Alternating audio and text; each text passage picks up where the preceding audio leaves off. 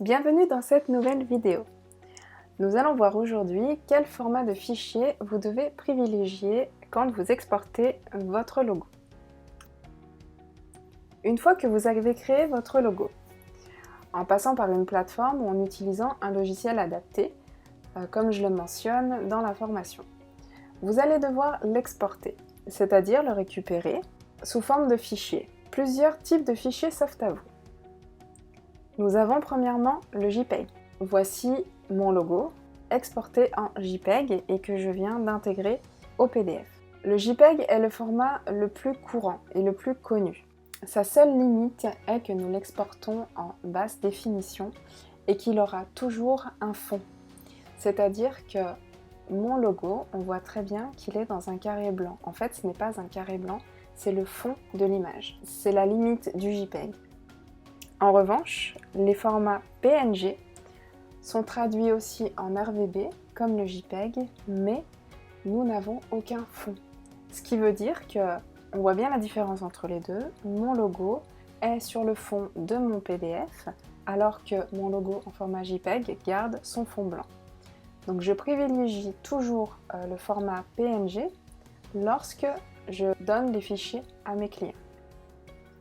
Ensuite, nous avons les formats en haute définition. Ces formats-là, le EPS ou le PDF, permettent de transférer votre fichier à un professionnel, que ce soit en impression ou en marquage textile, pour qu'il puisse imprimer votre logo sur différents supports en haute qualité. On peut voir ici, sur ces deux images, que le logo est en vecteur. On peut voir les petits points bleus, ce sont les vecteurs, c'est-à-dire que le logo est en tracé.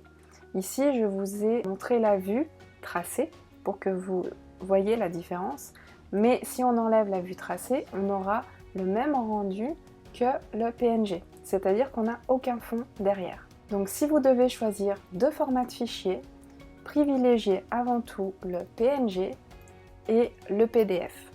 Si vous pouvez avoir un EPS, c'est encore mieux. Mais via un PDF, l'imprimeur, l'infographiste ou le professionnel qui va devoir traiter votre logo pourra l'ouvrir et aura la possibilité d'avoir. Une dernière chose à savoir, les formats JPEG et PNG sont à utiliser pour tous les supports écran parce que ces formats sont traduits en RVB, en rouge, vert, bleu. Si vous faites un site internet, si vous voulez publier votre logo sur votre profil Facebook, si vous voulez le mettre sur un document Word, un document texte, il va falloir que vous utilisiez le PNG, voire le JPEG. Par contre, les EPS et les PDF sont des formats haute définition et sont traduits en quadri, c'est-à-dire en cyan, magenta, jaune, noir, en format imprimable. Donc pour tout ce qui est impression, on privilégie l'EPS et le PDF, et tout ce qui est écran visuel, on privilégie le JPEG et le PNG, un logo en vectorisé. Quand on appelle vectorisé ou vectoriel, c'est ce que vous voyez dans les images en EPS et en PDF. Maintenant, vous savez à quoi servent les différents types de fichiers et comment exporter vos créations.